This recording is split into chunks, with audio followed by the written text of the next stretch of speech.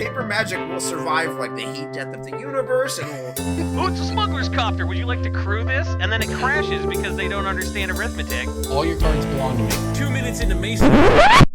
It is with a heavy heart that we announce a shutdown on December 15th, 2021. Although it is our wish to continue helping Magic players forever, subscriptions have declined, and we simply no longer generate enough revenue to pay our bills. All subscriptions have been canceled, and every member has been given access to every feature. You can export anything you want into any other place you want. It has been our great pleasure to serve you through 11 years and to be a part of this community that was so dedicated, vibrant, and kind. From everyone on our team, we truly thank you for being a part of this journey. And that's how Puka Trade ended, everybody. We don't have features. We're just a podcast. We're just a podcast, and unlike Puka Trade, we're still around. You're never getting rid of us. Oh, got him. I said it years ago, and I will repeat it for those in the back and those who have joined since. Corbin and Jason's kids will replace them on this show. They're going to die, and then I will be like, sort of like a Mr. Miyagi figure to these kids. Mr. Feeney. I will train them in the arts of MTG finance. I will tell them stories about their beloved passed away fathers and their expert skill at trivia and their world renowned beer knowledge. And I will train Lily and Ben to be Brainstorm Brewery Gen 2. Then I will pass on myself. My future kid will replace me. They'll have the training. The cycle continues. There you go. I just want to point out the last line from this letter, from a farewell letter from Puka Trade, is give and let give.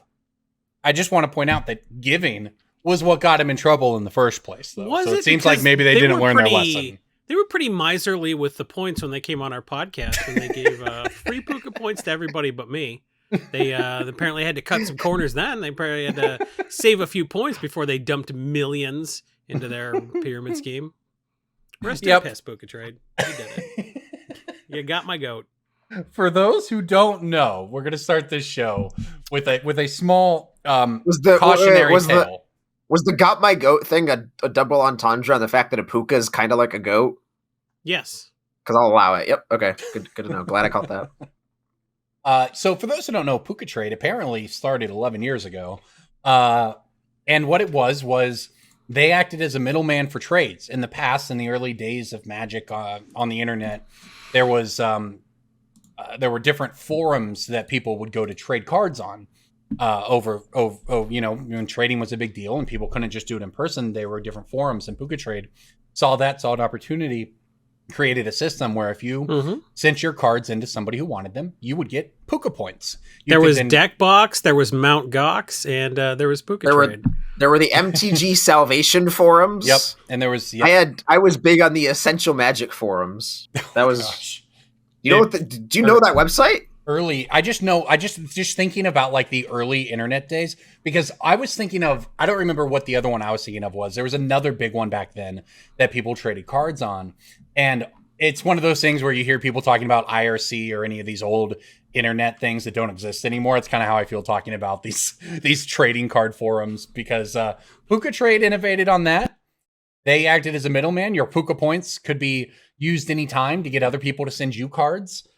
They blew up. It was huge. It really. I got a mox from that website. Yeah, like I got half a Canadian Highlander deck. It worked well, but when it worked, but the problems were they raised a ton of money. They launched a redesign that everyone hated, but more importantly, they just kept injecting free points into the system. They didn't give people a way to out those points.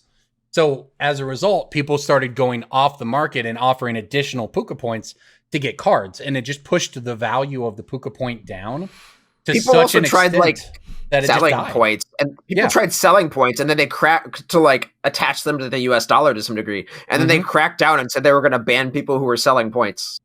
I mean, because they recognized that the entire premise of the website was that you were getting the value out of your cards, right? This was trading at full value. This was better than selling to a store, but by the time it got going like that, the value of a Puka point was down to like 50 cents. It was just worse than buy listing your cards at that point. But a lot of people said, maybe more points is not a good thing. And this was sort of when people talk about the Magic secondary market itself, Puka Trade's kind of a cautionary tale of what can happen if you lose consumer confidence. The entire Puka Trade is what happens if you repeal the reserved list. Maybe it could be. I was going to say it's what happens when you give a white guy a company, but like that's it's certainly what Wizards is worried about. And when it comes to, the secondary market of Magic, in addition to, let's not get into the entire economy at large, whatever, blah, blah, blah. It all works on consumer confidence. That's like the most important metric. And as soon as Puka Trade lost it, they were done. The site shuts down next month. The site's been dead for 5 years, realistically. So that's just what it's a cautionary tale. And rip Puka Trade, I guess. It was a big market disruptor at the time. They came in very hot. If you remember the card, I'm not going to remember it now because there's been so many. Well, they say they've been going since 2010. So like saying, they came in hot. They came in hot 7 years ago. Yeah. When they really reached, when they got big. There was another company that came in last summer and was, we're going to change the way people buy and sell cards online. And they sponsored they threw all kinds of money out to streamers. Oh, yeah. I don't even remember the name of it. Exactly. Me neither, because they're gone now. Oh, what was that one? I want to say it was another like alliteration thing with Magic. It was like Magic M something or like. That's what I was thinking too, man. Mystic Market or. Puka Trade, yeah, Mage Market. They didn't give me any money like Puka Trade. Look what happens if you don't give me personally any money. I'm not saying every business that doesn't give me money will go out of business. I'm just saying that both of those places 2 out of 2 did. 2 out of 2, yeah. We do have to, at this point, take a time to talk about CardSphere briefly, because CardSphere is sort of the group that came along and saw all the problems with Puka Trade and said, well, we're going to actually tie this to the US dollar and have a system in place so that you can trust the value of your, that you're putting into it. And look, I don't know how they're doing. We're friendly with those guys, but we don't, we're not involved in their side in any way. So if, the idea of what we've talked about seems cool to you, maybe check out CardSphere, but that's... CardSphere doesn't give us any money. Correct. So maybe check them out while you still can. Take a squat before you give them any money. Maybe wait a bit, think about it, take a bathroom break on the potty. On the potty, yeah. And then come back, collect your thoughts, wait for them to sponsor us, then go check out cards. There you go. Well, welcome into the show, everybody. We thought that would be an interesting way. Look, we just keep outlasting Magic websites. We're doing it. And on that... Wait. We're past episode 400, right? Honestly, don't know, DJ. Okay, whatever. But remember episode 203 when you guys the episode before I came on, when you lost half the viewers because of a bit where you pretended to end the podcast, and then when you actually lost half the viewers, maybe that wasn't a great idea on my part to start the podcast. I thought about it like that. I did cross my mind, but you know what? It was fun. And it appears, I had to go to our YouTube channel to look. It appears this is episode 469. So good for us. Nice. Yeah, it's not Corbin, as good as nice. 489. Corbin. It's very nice. Because 489 is 420 plus 69. And that's what Elon says the new 420 is. Is there a more fucking embarrassing person than Elon Musk? Who's the Elon Musk of the Magic finance world? Who's the... no. Who's the... David The Logan? other short... No. It's got to be somebody... Look... You got to be somebody who, Rudy. This is probably not going to... Rudy is the Elon Musk of MTG Finance. You're absolutely right. Also, Ben Shapiro is more embarrassing than Elon. Whatever, right? Elon they all suck in their own individual ways. But if you follow Elon Musk on Twitter, you'll see that he doesn't like Bernie Sanders and that 489 is the new 420. So that's all I know. That's all I learned. I saw a tweet that said, Twitter. "Can we give every dollar he has to be funny?" And I don't think you can sum him up any better than that. There you go. Well, welcome into the show, everybody. On the note of all this stuff, we do want to talk about something of our own, because we are going to be around for another year, and that means it is time for end of the year rewards for all of you listeners. So for those people who don't know, who may have come on in the last 11 months, every year since we started really doing our Patreon, I don't know, 3, 4, 5 years ago or whatever it's been now, we go a little above and beyond. You get all the normal stuff you get. You get the spreadsheets, early access to the podcast. You get the drinking glasses from Jason, all this cool stuff we give out. You get bits where you think we're ending the podcast. You get those. If anyone turned it off after 45 seconds. So every year we want to give out extra stuff at the end of the year. So that's what we're going to do. And today you got to sit with us for 5 minutes while we talk about it. This is what Brainstorm Brewery has coming to anybody who is a member of our Patreon at patreon.com/BSB. We're going to get into all our segments and some reader emails after that. But first, here's what's on tap if you decide to join our Patreon. At the uncommon level, which is at the $5 level where you normally get the early access to the podcast, you also will be getting a sticker. It's a Brainstorm Brewery sticker, helps you find your fellow Brainstorm Brewers, out in the wilds when you go to your in-person events. Nice little sticker fulfilled by Patreon. We are liberating ourselves from the process of fulfillment for this particular year. We're trying out Patreon's fulfillment program, and they have provided us with some Brainstorm Brewery stickers for the uncommon level. Again, this is in addition to all the other stuff you get for normally signing up at the Patreon. $10, which is the rare tier, you will get a super-cut of the Brainstorm Brewery After Hours, which is normally reserved for the higher tier, the mythic tier. You will get the raunchier stuff, the stuff that gets cut, stuff that is not good for the podcast. It's reserved. It's the top shelf Brainstorm Brewery. Much too funny to be put into the public. I like top shelf. I like top shelf Brainstorm Brewery. That's what you get. And the After Hours super cut is a shot glass from the top shelf. Then I'm good at pitching this, aren't I, Corbin? Then the mythic tier, which is the $20 tier, the tier that gets you all of the other stuff, the After Hours. You normally get the physical rewards, the glasses, the playmats, all the cool stuff, the tokens. I am super, super happy to announce this particular one. We have a physical poster being printed. Not a playmat this year. You got enough playmats. That you have way too many playmats, but this is a piece of physical Magic merchandise that is not a playmat, which is extremely rare in this economy. Everybody does playmats. We're doing posters you can put on your wall. It's got us right on the screen right there on YouTube. It's got us playing a game of Commander. Trey August is the artist on Twitter. You can find him and commission him if you'd like. He did an incredible job bringing us all to life. We've got like the Yu-Gi-Oh! Virtual real world style dueling there with everybody's got our own little Commander board. It's the future. And I'm really, really happy with how the artwork turned out. I genuinely enjoy working with all the artists in the Magic community. We've commissioned most of the artists in the Magic community. If you're out there and we haven't commissioned you, look out. We gonna get you. Yeah.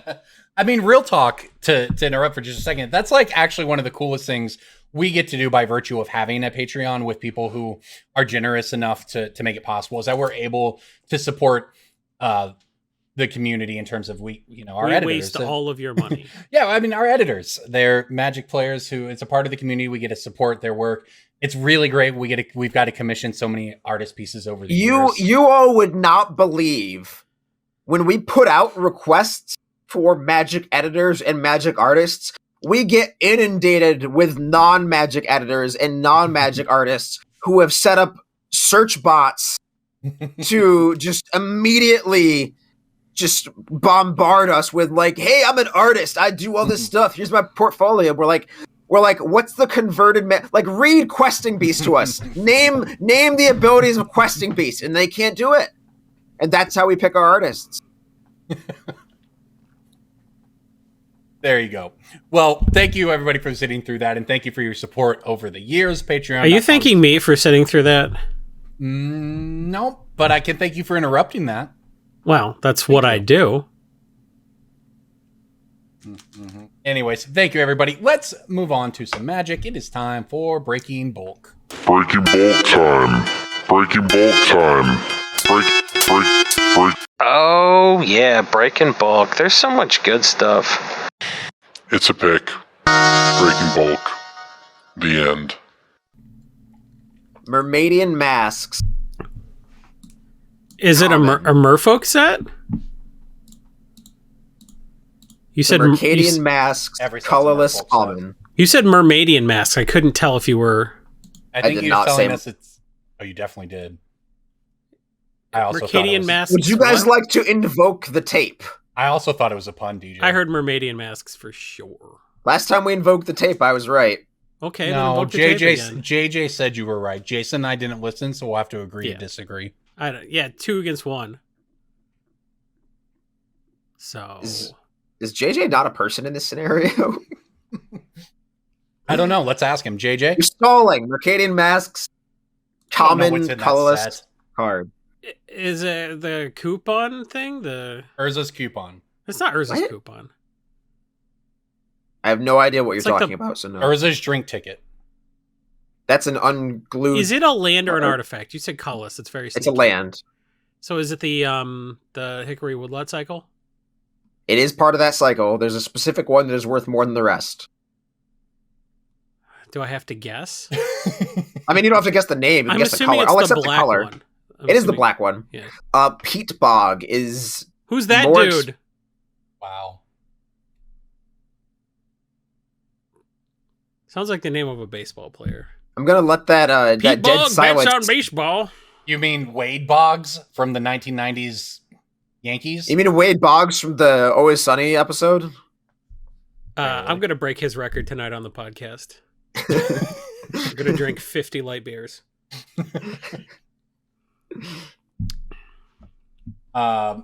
Great. It's that one then. What's the name of the card, DJ? Pete Bog. Peter Pete Bog. Yeah, great. To his friends, he's Pete. It is a land that makes you some extra mana, and then Actually, it goes no. away. It is a pauper card, to my knowledge, that lets you cast things like Grey Merchant on curve a bit earlier.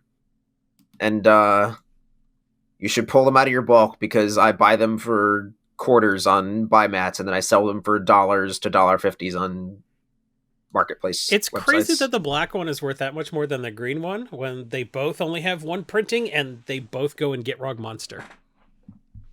That's true. It is also The blue one potentially- is worth more than the green one. The green one's the cheapest and it only has one printing. I'm not sure I understand what's going on. Because the blue one costs twice as much as the green one also. Yeah, I don't know what's going on with why the green one is worthless. Maybe it was in like those intro decks back then, but that can't be a significant supply factor. I just know that I always pick out the black one. Well, the blue Bog. one, the blue one's 50 cents. I'll start picking that one out then. Alrighty. You know it's more than 50 cents. A card from War of the Spark. It is a blue common. Flux Channeler. No, that's uncommon. Not. Yes. Is it the counterspell that Lazatep plating.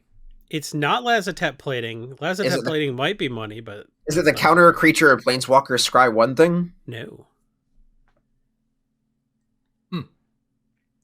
I actually thought creature. I thought I was going to get this one. It's A a creature? creature. Is it the Thrumming Bird card?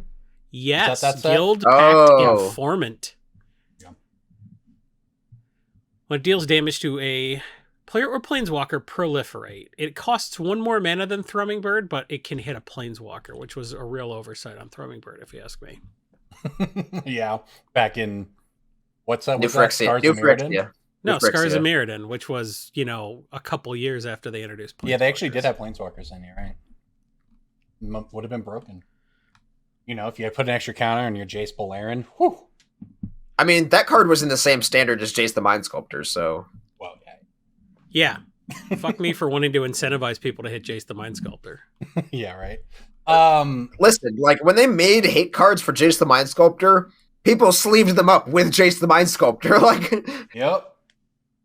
Well, remember there was a brief period too where people actually like Jace Bolarin got very popular simply because the legend rule was if any two planeswalkers had the same name, they both died instantly as the legend rule. I think that's what it was. It was at the time, yeah. Yeah, so people would play their Jace Beleren so that you could minus it, draw a card, and then if your opponent has the Mind Sculptor, they're basically just like punting away their entire turn, right? Like you're 2-for-1ing them in that exchange, or and they're. I mean, it was also just like a 3-mana destroy target Jace the Mind Sculptor at its worst. Also true. I remember people were running Umezawa's GT in their sideboard because it was a shatter. But then also, if you had any creatures, it was an Umezawa's GT, which is, turns out, a very good Magic the Gathering card. Watching people, like, watching new Magic players play Cube for the first time and read Umezawa's GT is my favorite sport. Like, they'll read it, and they'll be like, oh, okay, so the creature gets countered. No. Yeah. The equipment gets counters. Okay, so I'll block your creature with the GT. Okay, so I get my counters now. and then they'll inevitably lightning bolt your Jitade creature, and then you just slowly move the die and sit back and smile. It is such a learning curve for that card is a textbook for new players, and it is. Look, as somebody who doesn't play a lot of Legacy at this point in time, it's been a minute, at least since before the pandemic, since I've actually seen an Umezawa's GT in play. And like, just think of how many people have come to Magic over the last few years who have actually just never seen not just that card, but kind of cards like that. I love that Umezawa's GT legitimately standard, like real bad, to the point where they were like, we should probably ban this card. To like people being like, this is not good enough for EDH. Get that trash off my mat. I just well, yeah, we saw somebody on Twitter today who was introduced to Mindslaver for the first time, and it's like the actual classic Mindslaver. It's like it's just things that you take for granted when you've been playing for a long time. But here's something you should not take for granted. It's a white uncommon from Core Set 2020. What set was that? Was that Vampires? Was it Life Gain? Like what? Yeah, that was the like Sorin set, I think.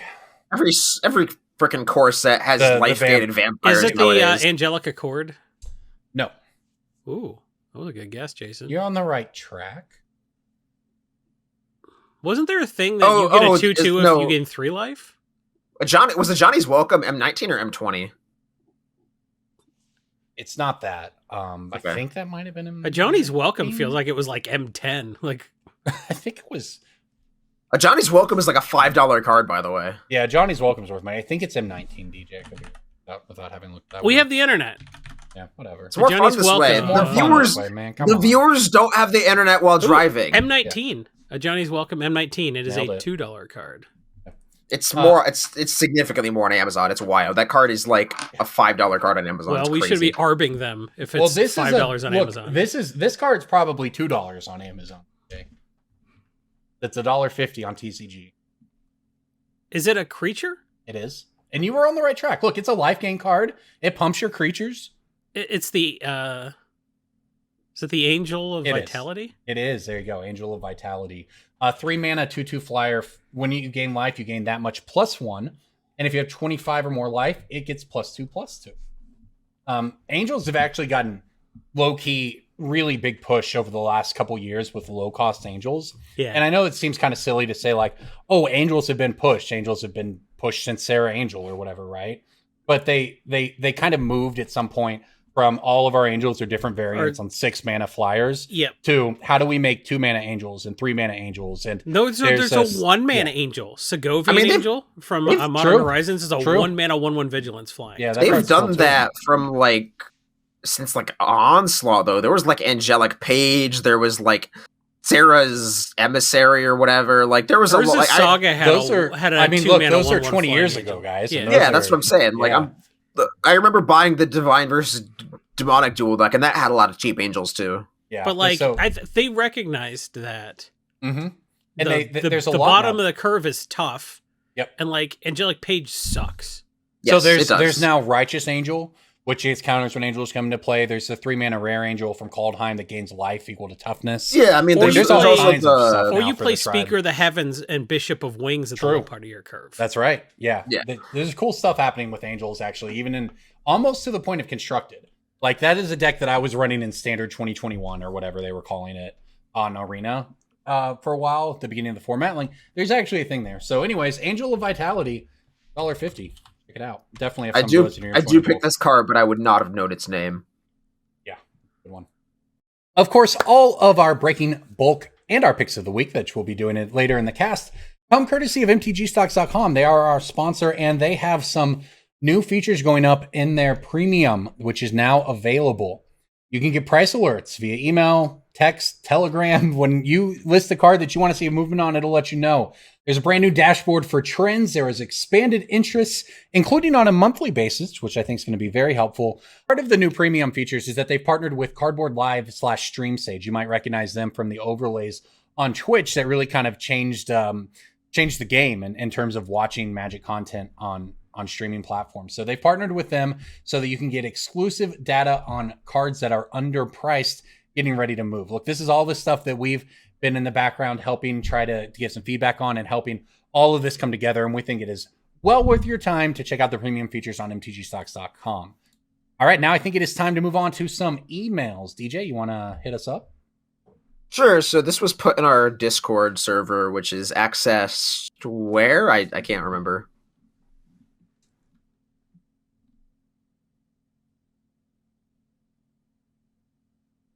Jason's silence is dead in the water like a peat bog. I'm sorry. That was good, Jason. Were you pitching that to me? I'm glad we were both on the same page, at least. I opened my mouth and I was like, you know what? What if I didn't? I'm starting to feel like Bart Simpson. Everyone's like, say the line. And I'm like, I don't want to. Do I wish people knew about patreon.com/BSB? Yeah, I do. Do I wish they know that for as little as $5 a month, which is $1.25 an episode, they could have access to whatever the f*** it is you're talking about? Yeah, I wish they knew that. Do I wish they knew that for $20 they could have these handsome drinking glasses, playmats, stickers, probably, tokens that I don't use anymore? They could have access to all that stuff. And if you don't make $20 a month with our advice, what are you even doing listening to this podcast? What are you even doing? I hope you're having fun. DJ, what's the message? Let's hear it. I do hope that we have recreational viewers. That is my ideal goal. That is my end game of this We podcast. don't have to do a good job making this podcast good if nobody has any expectations. I would love it if people who didn't like MTG Finance came to this podcast because they wanted to see us coast. Get real good at finance until like 2017 and then just coast. If that's what you want to see, welcome. And welcome, Jared. He is a longtime listener, fan, and the only $20 patron who can claim that they watched Late Night White Girls with Jason in a hotel room. That is capitalized White Girls. The movie. So the movie. Yeah. Right? Okay. The movie. I presume it's the movie White Girls and that you didn't just watch, quote, White Girls with him in a hotel room. I mean, I paid him. What am I going to do? Not watch him? What kind of threshold do sellers have for deciding when it is appropriate to have both a direct account and a non-direct account? This is referring to TCGPlayer. I get that the benefit is mostly for higher value cards when you take the hit on sales, volume, and velocity, but when is this truly the best choice to have multiple accounts? My guess is those with 2+ accounts use the SYP accounts, that is a store your products, which is a program that TCGPlayer has, that where they basically hold your inventory for you in warehouse, for stuff under $2 and between like $6 to $20 while banking on their size and brand to make better margins than the bigger stuff. I also have some inkling those same vendors also have stuff they keep back just for social media selling and potentially additional inventory that just goes towards local or national restocks. Seems like way too much to keep up with if I try to want to scale. Thanks for all the help and tips and always being such a valuable resource. From Jared, sent from my mom's extra garage remote. It's a good one. Quality throwback there. Yeah. So the question is, I mean, DJ, you're the one who's probably dealt with this the most. Do you see the value in having 2 accounts or splitting up like that in any situation? I do, because there are definitely cards that you want to sell on direct, and there are cards you want to sell not on direct. And there are cards you want to sell on eBay. There are cards you want to sell overseas. Every card in this game has a specific channel that it needs to go towards where you get the highest number for the least amount of effort and or whatever systems you use. There are some people that are like, I just sell everything on TCG low, and you're losing a lot of money if you do that. Granted, this is all based on an economy of scale. So if you are just somebody who sells cards recreationally or just does this as a hobby, this probably isn't something you really need to concern yourself with. If you're just poking your toe into Direct and you're like, I'm just trying to see if I can scale up to being on Direct, this probably isn't like something that is at the forefront of your mind of like, oh god, I need 7 different seller accounts. Like, that's fine. Don't worry about it. You only need 4. You only need 4. But there are definitely... Wait, you need 5. eBay, Amazon, TCG Player Direct, TCG Player Not Direct, and Channel Fireball. That's it. That's all you need. Just 5. Simple. Facebook account. And Card Market. Twitter. Your Twitter account. Your card. Puka Trade. Your Puka Trade. I missed the beginning of the Card podcast. When are we gonna talk about how to open a Puka Trade account? Dude, I've been doing some research. They're gonna get you your points any day now. They said it's might as well now. They said it's in the mail, man. They Blame could Louis send me the DeJoy. points now. No, Louis DeJoy took your points, man. So, one thing that newer direct sellers might not know is that there are dead zones for selling on TCG Player. What do I mean by that? Well, the way the TCG Player direct fee structure is set up, you will lose more money by selling cards at higher prices when you reach certain numbers. So, if I list a card for $2.99 and sell it via direct, I will make more money than if I sell that same card for $3.01, just because of how the break in the fee structure changes. So when you sell a single order for $3, fee structure changes, and that flat fee that is being taken out at that number is worse. So if you see a direct seller selling a card on TCG Direct for $3.02, they are losing money. Now, I mean, so there's a lot of stores that auto price their cards or use mass price, or just obviously there are a significant number of Magic cards that are worth money, and it's not worth a single person's time to go through and price every single one of them. That doesn't work. But if you are somebody who is just sort of scaling into Direct, these dead zones are super, super important to know. Another big one that I see a lot of small Direct sellers screw up on is the breakpoint at $19.99 and $20. So if you're selling a direct card for $20, TCG double dips on the shipping charge from you and the buyer. So they're going to charge you for the tracked shipping cost of selling a card on TCG Direct for $20.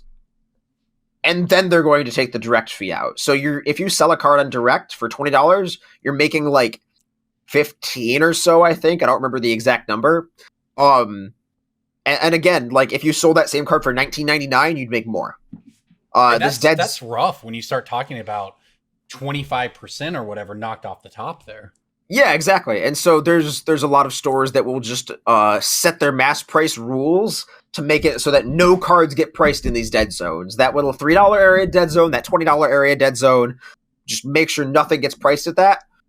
Alternatively, you can set up different TCG Player sales accounts to make sure that those cards in those dead zones are not sold on Direct. So if I sell a $23 card non-direct, then I make more than if it went through the direct channel. Mm-hmm. Now, personally, I'm not at a huge scale enough for me to require multiple seller accounts, so I just tend to avoid those dead zones and don't price anything in them. And if I have cards that would normally fall in those dead zones, I find other channels to sell those cards between. There you go. That's a very good explanation. I think very helpful to anybody who's kind of in that spot where you either in the dead zone between. I would make more money if I had 2 accounts. Well, yeah. I mean, also anyone who's kind of leveling up, right? That's good to know. Is you try to you start looking at these questions that go from, okay, well now I figured out how to get my 10 or 20 orders a week out on TCG Player. How do I take the next step and go from there? That's the sort of stuff that starts to come into play.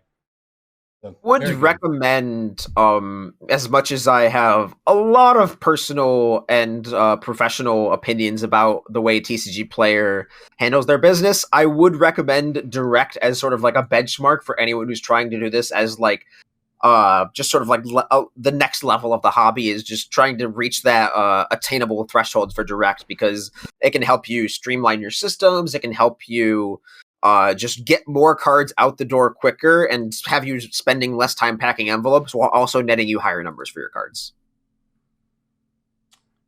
There you go. Good insight. All right, next message. There's more than one? I just talked for like 15 minutes. Just read the next one and then we'll take that. Oh my god. You're lucky. Corbin, you are lucky. This email was sent literally 4 minutes ago. From Chris. Chris saved you. You were trying. Is Chris a patron? Chris sent us an email. Don't read it if he's not a patron. I don't care when he sent it. So Chris Stevens sent us an email. It says, "Hey Brew Crew, Destiny Spinner is over $2 now. I picked up 100 plus of them when they were 25 cents. Should I keep it or ship it? I feel like it's becoming a mono green staple and it could keep going up, so I'm unsure of what to do." Sent over ARPANET? Yeah, ARPANET was the original internet. Okay. The I don't know anything about that. You don't know ARPANET? ARPANET? No. I thought he said ArborNet. I was like, is it internet for trees? Go watch 4 seasons of Halt and Catch Fire and then come back. I'll wait. Okay, I'll get on that. Anyways, to answer your question about that, sell half of them. Sell all of them. Sell all of them. DJ always says sell all of them. That's DJ's advice on all of it, and it's not bad advice. Yeah. Keep some of them in case they hit $10 and, you know, something crazy. It shows up in, you know, if the Modern Enchantress deck or whatever wins a tournament. It could also get a reprint. It could. That's why you sell half of them. You make your money. You sell all of them, and then you put that money into whatever. I don't care. People, listen, there is a tendency to not see that, oh, I got that increase. They're like, oh, what if it's the only time I remember right about a spec in my whole life and I sold out too early and then I could have made more money? Yep. If you have confidence in your ability to assess Magic cards and to take our advice on when to buy and when to sell, having that money to churn is better than trying to squeeze every last drop out of that one spec. I agree. You quadrupled up. If it goes from $2 to $3, don't be like, I missed out on $1. You got $1.75. You did it. You bought your Stone money Forges is in your pocket. You bought your Stone Forges for $0.25 and you got out at $1. You won. Yeah. Shut up. How dare you? It was like 100 copies. I sold my 100 Scalding Tarns for about $17 each. So it was 3 months before they showed Batterskull. I was like, there's a sword. I heard there was a sword, and then the sword was sort of body and mind, and I was like, no, it's Feast and Famine. Feast and Famine was Feast and Famine existed, but the thing is, like, did we even have Squadron Hawks then, or was that in the next core set? No, we had Squadron Hawk. Squadron Hawk was 2011. M10? Okay, I don't remember exactly back then. The point is, whatever that number is for you, whether you want to sell 100% of them, or whether you want to sell 90% of them, or 50% of them, the answer is sell them, make your money, and then if you want to if you've already made your money on them, you're going to churn it into the next spec. You want to keep 10 of them in case they go crazy. You keep 12, I guess, so you have 3 play sets. But in case it just goes insane, you want to keep some to try to ride to the moon, go for it, right? It's EDH. 12 copies is 12 play sets. That card is also playable in Modern, I believe. So It's just worth keeping in mind. There's some weird stuff happening in formats you never know. But the point is, I think we all agree, you've done it, make your money, move on to the next one. And if you want to keep some in your to the moon box, go for it. All right. Thank you for sending in your emails. Reminder, everybody, if you want your message read on air, you can say something nice. You can say something mean. You can ask a question or just make a general statement about the world. Brainstormbrew@gmail.com. I think the real lesson here is to send your email in at like roughly 8:30 p.m. Eastern Standard Time. Yeah, time to vet it. We don't know if Chris is a patron or not. We had no time to figure it out. We're just like, email, give us content. We are a 10-year podcast. Yeah, people used to ask me how we're almost at 11 years. We're almost done. That's the end. I'm pretty it's sure a podcast, not a marriage. Just so we're clear, I'm pretty sure we're at like 9 years, you guys. You keep adding years here. We're at 469, 69. Right? Nice. Yeah. So divide that by 52. What's 469 over 52?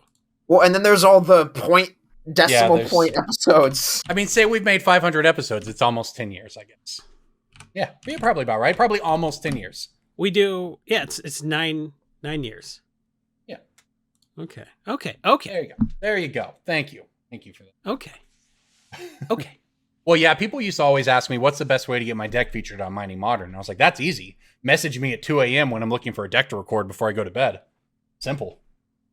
All right, moving on to Pick of the Week. Pick of the Week. Pick of the Week. Pick of the Week. Time for the Pick of the Week.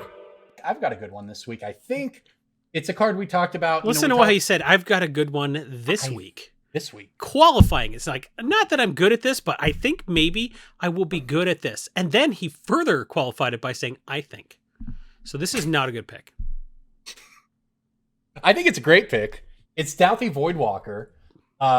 It's come off its low. This is one of the cards that when it came out in Modern Horizons 2, it's the 2-mana 3/2 shadow creature, and it's a Leyline of the Void, except then you can tap it and sacrifice it to get to cast one of the cards from the Leyline of the Void of your opponents that has been exiled. So this card is insane for a 2-mana black card. There's different versions of it that cost varying amounts of money, but the cheapest base version of the card is $7 right now, and it's come up off its low of $6. This premiered There's at also $20-$30, and it's bottomed Corbin. out and it's on the way back up. Corbin, there's also variants of the spreadsheet that have you picking this like 3 weeks ago. Oh, fuck. Oh, Fuck. Did we record a show that week? Or did I just put this in the spreadsheet? It says October 25th. I see it. Did I just... No, because I remember you doing Quest for Ula's Temple. Well, that was a good fucking pick. Good for me. You put this in after hours. You're so good at this, Corbin. This is a good pick, I think. It's gone up since then. So it's a worse pick. But fractionally. Was Quest It for cost Ula's more than Temple- it did when I first called it. Just Making me the winner. Let me get another one. Let me get another one, and JJ can just cut it in. Was Quest for Ula's Temple a good pick, Corbin? Yeah, that one worked out. All right. I have a card from Champions of Kamigawa, Sashiro the Anointed. I really think that people are going to be doing a lot with snakes here coming up here pretty soon. And Wait, are you doing a bit? What? Because that was literally my pick last week. No way. Really?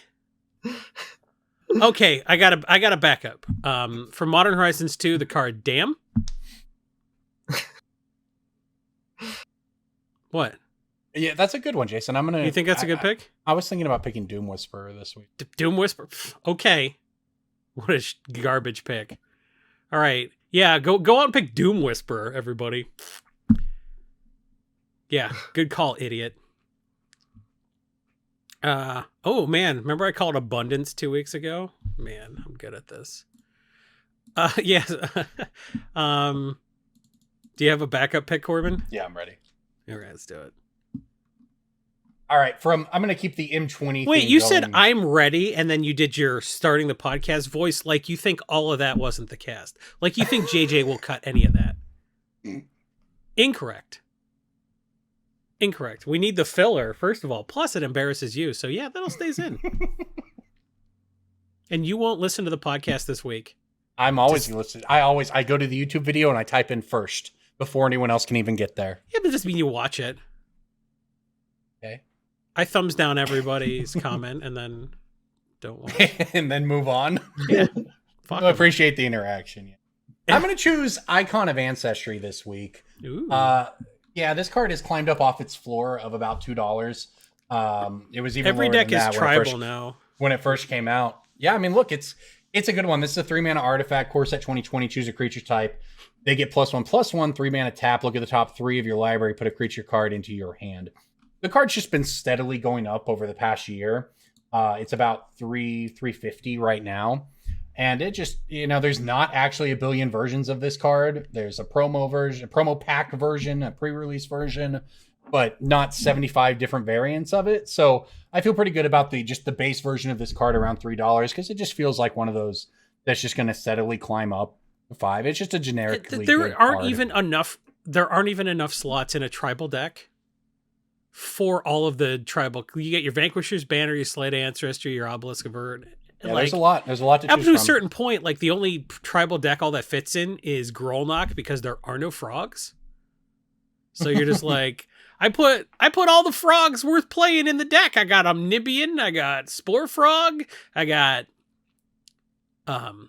Chameleon Colossus. You got all the frogs. Well, you know what this has on did it. Vanquisher's Banner is it's a third the price. Mm-hmm. So when 'Cause Vanquisher's it's a Banner third is good. when Vanquisher's Banner is $20 and unaffordable to a lot of people, that's how you get a $5 Icon of Ancestry. Jason, what do you got? I have a card that has not been printed in a while. It kind of went to like $1 after a reprinting. And it's just been climbing back up over the last like 5 years, and nobody has really noticed much, but a lot of stuff takes advantage of this. If you look this week, the number one deck on EDH Rec from Crimson Vow is Toxrill, the Corrosive. And it seems like we're going to be doing some proliferating.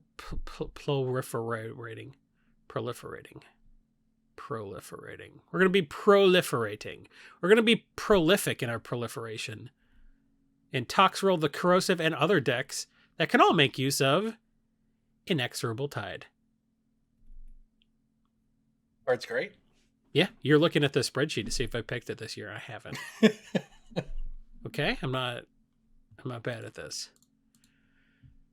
I will recycle the odd breaking bulk. If we had a 2019 spreadsheet, oh boy, would you find some breakings bulk there? Here's a free breaking bulk tip. Icarets is $1.29. Who knew? I love that one from Scars of Mirrodin. It's a good one. Yup. Scars of Mirrodin had some good stuff. The whole Mirrodin block. I like me a Corrupted Conscience. If you were going to steal their creature, why not make it kill them in 2 hits? Oh yeah, one of my first ever that's Commander fine. games I ever played. I put that on like an Ulamog. That card was straight ahead. unbeatable and limited, like most mind controls. Yeah.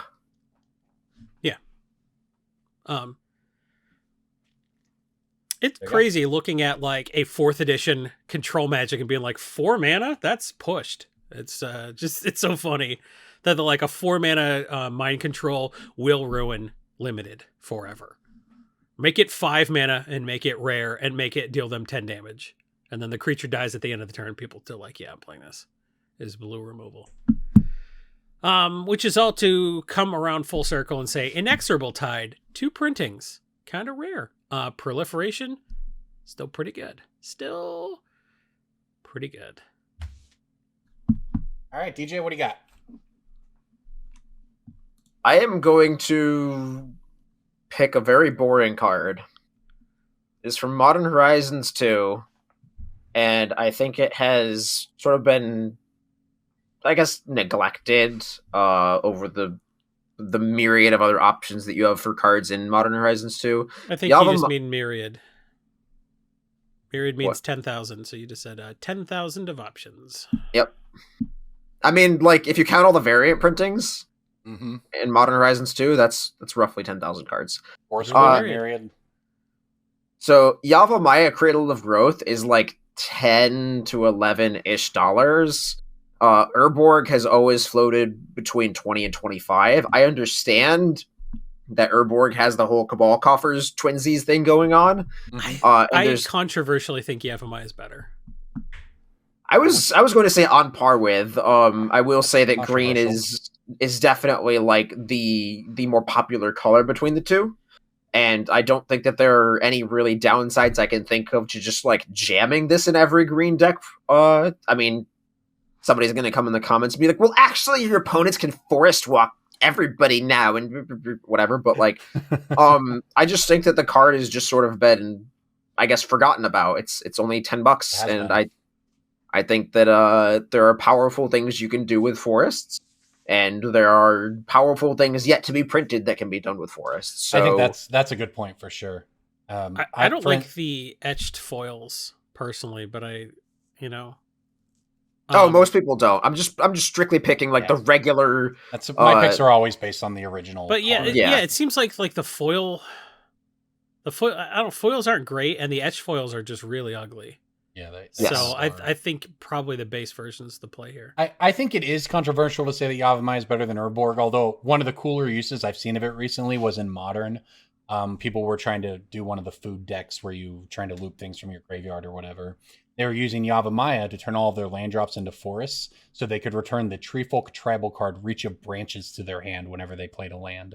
I love it. 3/5, 2/5. It makes a 2/5 with Reach maybe, but the point was it was bringing the card back to your hand. It's an infinite squee. Yeah, to pitch to stuff. Your fetch lands would get 2 of them. Blah blah blah. No idea if it's good, but it was a cool use of the card.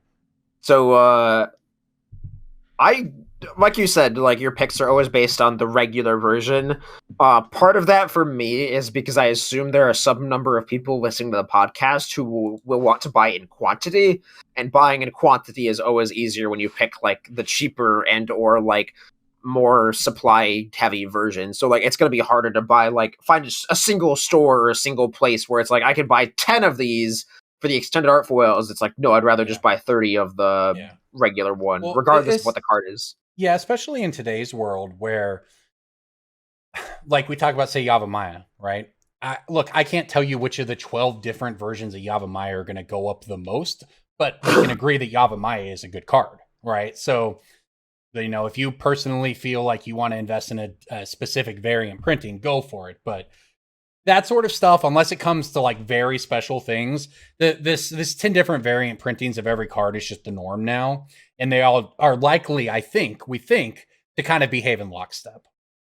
That's what we talked about that a couple weeks ago with Paul, where like it is hard to look at Magic cards nowadays and just be overwhelmed with the amount of information that is provided and the amount of just like numbers and data. But you can use like heuristics and just sort of like bottling different types of information to like a shortcut, I guess, like the way you understand pricing in this game, where it's like these cards behave this way. Retro etched foils are as a whole basically always going to be cheaper than the other regular retro foils, like stuff like that. It just helps. And then like once you know the number for Force of Negation at each of those points, you can just sort of like extrapolate to every other card. Right. For the most part, there's obviously exceptions. All right. Well, there you go, everybody. I believe it is time for us to get to rafting. So if you head on over to twitch.tv/Brainstorm Brewery, you can check out our streams. If not, we will see you next week. Again, we want to remind everybody, patreon.com/BSB if you want to get in on those awesome end of the year rewards. Regardless, No. Don't say if you want to. Tell them they need to. Okay, I'll do it again. Make it a physiological I'll do it again. thing. And keep this in. Keeping this in. All right, everybody, you need to go to patreon.com/BSB to get all of those really cool things we talked about. We appreciate you listening. We'll see you next week. No, tell them we will see them next week. We will see you next week. No, we won't. They'll see us. You'll see us next. You will see us next week. Next week. You will finger blast the bell icon on YouTube. I will drink your milkshake. Is that a skit from I Think You Should Leave? Because it seems like it would be. How do you like your steak? My milkshake brings all the boys to the yard. Yeah, I have no idea what you're talking about. And they're like, I've abandoned my boy! This is good radio. I have See you next week, everybody. Thanks for listening. What you're talking about.